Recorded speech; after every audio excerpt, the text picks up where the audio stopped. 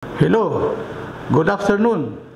Kininausab ang inyong higala, si Kapitan Bert Enriquez sa atong channel, Barangay Lupon in Action. Adunay mga pangutana, ilabi na gikan sa Lupon practitioners o gikan mismo sa mga complainant kung kapila magpatawag og hearing ang punong barangay o ang pangkat sa dili pa mag-issue og certificate to file action kon CFA.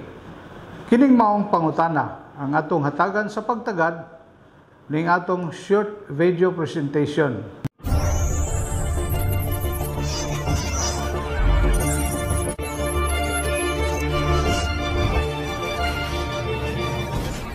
Before ta magpadayon sa atong diskusyon, a special shout out ngadto sa mga membro sa Lupon, sa Barangay Manila de Bugabos, sakop ning Dakbayan sa Butuan, headed by punong barangay Junrel Dinuro, og sa mga membro sa Lupon, sa Barangay Poblasyon 4, sakop sa Municipality of Buena Vista, Agusan del Norte, headed by punong barangay Bayani E. Sahol, sa ilang malampuson nga gipahigayon nga benchmarking sa Lupon sa Barangay Duungan niadtong nakalabay nga November 27 ug December 22 respectively.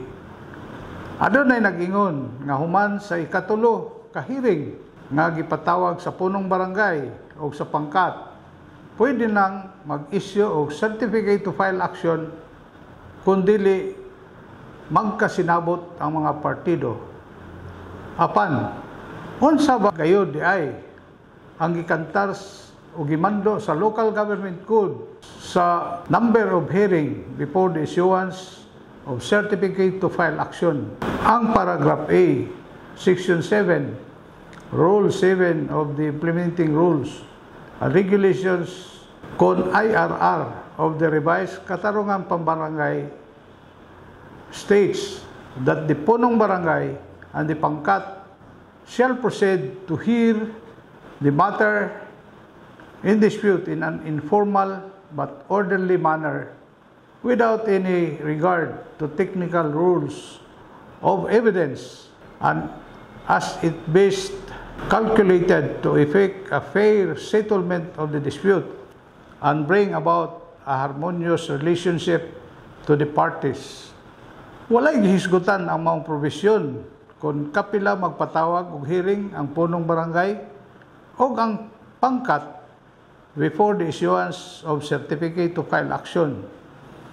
Adunay tulo ka mga importanteng punto ang gihisgutan sa maong provision.